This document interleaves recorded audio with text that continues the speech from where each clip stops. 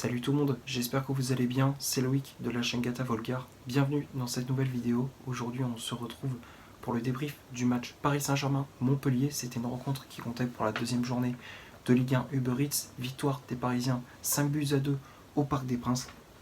Le club de la capitale qui avait ouvert le score grâce à Falaye Sako contre son camp à la 39e minute de jeu. À la 43e, Neymar double la mise sur penalty. À la 51e, l'international Henri Verdé inscrit un doublé. 58e, Wabi Kazri réduit l'écart pour les Montpelliérains. 69e, but de Kylian Mbappé. 87e, but de Renato Sanchez, la nouvelle recrue parisienne. Et à la 90e, Chacho sauve l'honneur pour les visiteurs, si on peut dire ça comme ça. Et avec ce résultat, les hommes de Christophe Galtier enchaînent avec un deuxième succès de rang en Ligue 1. Et donc on a un goal average de plus 8 et on a 6 points au compteur. Alors, pour débriefer ces 90 minutes, pour parler du contenu de cette partie, la première période a été dominée par les Parisiens. On avait la possession du ballon, on faisait tourner le jeu dans l'axe, à droite, à gauche aussi pour les pistons. On a eu des occasions franches avec Neymar, avec Messi, avec Mbappé qui faisait son retour dans le 11 de départ. Malheureusement pour nous, on était tombé sur un très bon Jonas Omlin, gardien suisse de Montpellier qui a fait de nombreux arrêts. On peut souligner sa parade sur le penalty d'Mbappé à la 23e suite à une main de Jordan Ferry dans la surface de réparation au duel avec Mendes. Donc il sort ce penalty, rien à dire, c'est bien joué. Quelques minutes après, il sort un coup franc de Messi à main opposée aussi. C'est pas facile de l'arrêter, surtout les coups francs de Messi sont très très bien frappés.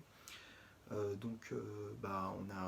n'arrivait pas à trouver la solution et il fallait attendre la 39e minute avec le but de Falaye Sako contre son camp sur un centre fort d'Mbappé côté droit, défenseur de Montpellier qui trompe son propre gardien.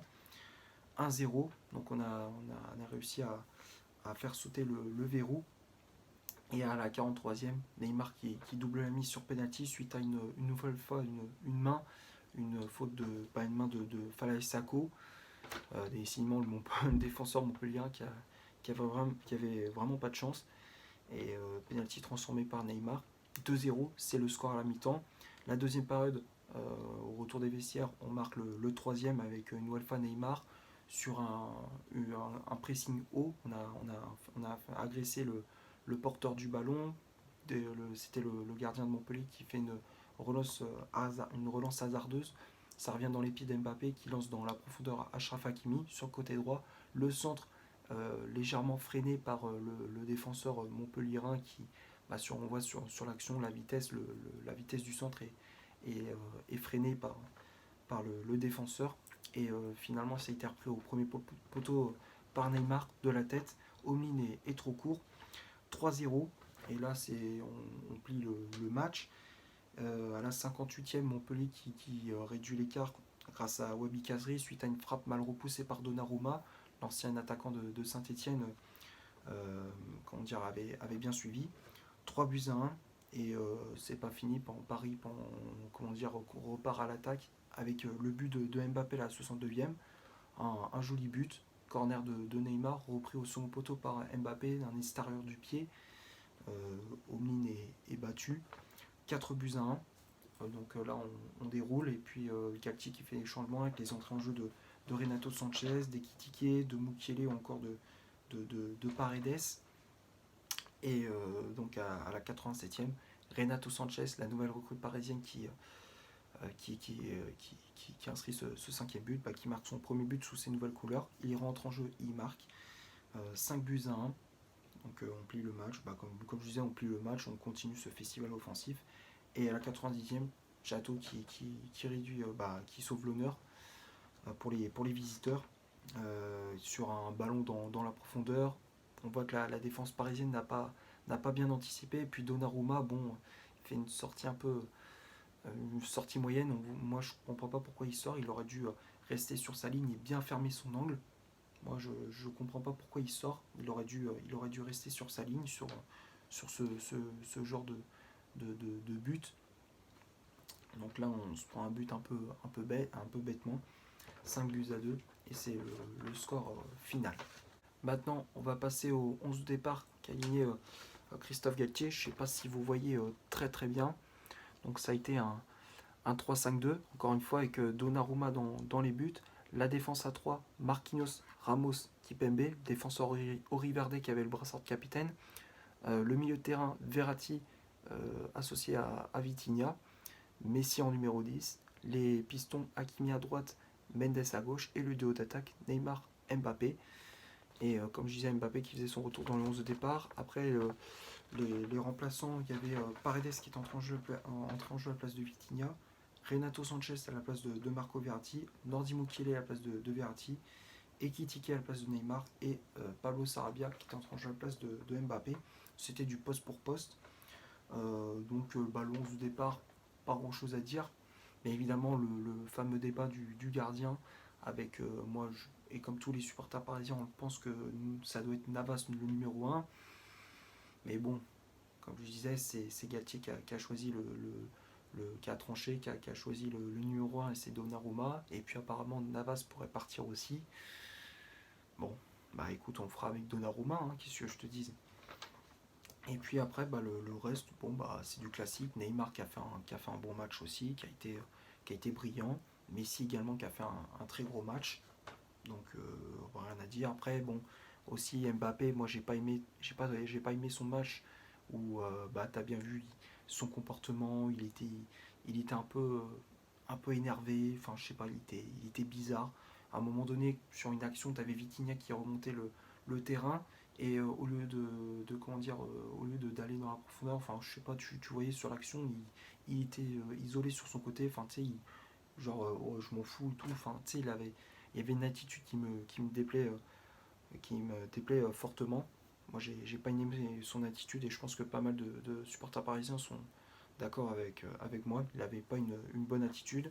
Apparemment, il disait bon, il y a plusieurs rumeurs. Hein. C'est un coup, apparemment, il s'entend pas avec Neymar. Il y avait de l'eau dans le gaz. Avec Messi, c'est un peu embrouillé. Ou alors, c'est des problèmes personnels.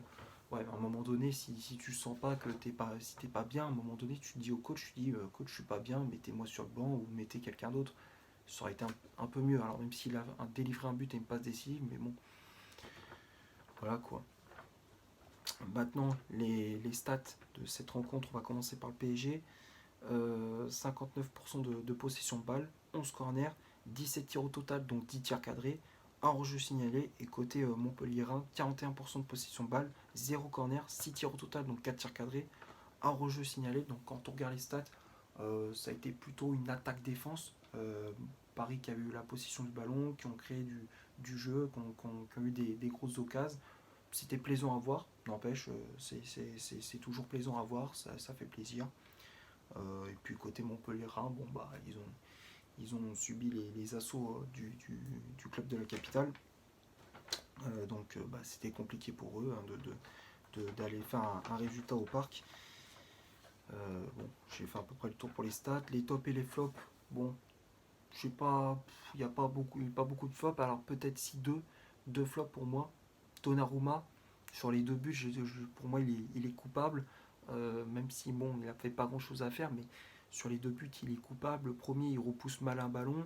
Alors soit la défense ne suit pas, tu vois Kipembe, il suit pas l'action du but. Mais bon, c'est lui qui fait l'arrêt derrière. Enfin, tu vois, sur l'action, il repousse mal la balle. C'est ça qui concède le premier but. Et puis le deuxième, tu vois, il fait une sortie un peu. Il hésite à sortir. Enfin, il fait une sortie un peu hasardeuse. Et donc, ça permet à Chateau de marquer. De placer ce ballon sous la barre transversale. Donc, deux buts. Merde, j'ai plus de batterie. Excusez-moi. Donc comme je disais, c'est deux buts un peu bêtes de Donnarumma et Mbappé, même s'il a, comme je disais, il a inscrit un but et une passe décisive, il a envoyé dans son comportement, il n'était pas comme d'habitude et c'était agaçant de le voir comme ça. Mais sinon le reste, pour moi, ils ont été bons. Marquinhos, Ramos, Kipembe, même à part sa petite erreur, bon, dans l'ensemble c'était assez correct. Verratti, Vitinha, Verratti qui a fait un bon match, Vitinha aussi, les deux on sent beaucoup de complicité. Ça récupère des ballons, ça met de l'agressivité. Ça distribue à droite, à gauche pour les pistons, dans l'axe aussi pour les attaquants. Hakimi Mendes, bah c'est des flèches sur les côtés. Rien à dire, défensivement très costaud. Offensivement, ils ont fait du bon taf. Mendes qui a été passeur décisif sur but de Renato Sanchez. Et puis Messi qui a encore une fois brillé. Neymar aussi qui a brillé. Faut le dire, les gars, quand les joueurs sont. Neymar et Messi sont pas bons, on le dit. Mais quand ils brillent, ils font le taf. Il faut le dire aussi. Neymar qui pour l'instant fait sur les 3 matchs, en comptant celui de Nantes, la finale du Trophée des Champions, Clermont et celui-là, tu vois, il enchaîne les buts, il fait des passes décisives, il est décisif. Il est décisif, il est important dans le collectif. Et c'est ce qu'on veut, c'est ce qu'on attend de lui. C'est ce qu'on attend de lui. Et puis les remplaçants, Paredes, Renato Sanchez, tout le monde a été bon, à part Donnarumma et Mbappé. Bon, je vais m'arrêter là pour ce match. Il est tard, il est pas loin de 3 heures du matin. Je suis un peu fatigué. Je vais m'arrêter là, j'ai fait à peu près le tour. Le tour. J'espère que le débrief t'a plu. Si c'est le cas, tu laisses un énorme like. Tu cliques ici pour t'abonner. Tu cliques ici pour voir un autre débrief. Si tu souhaites, n'hésite pas à faire un tour sur mon compte Instagram. Le lien est dans la description. Et d'ici là, portez-vous bien. On se retrouve pour un prochain débrief. Ciao.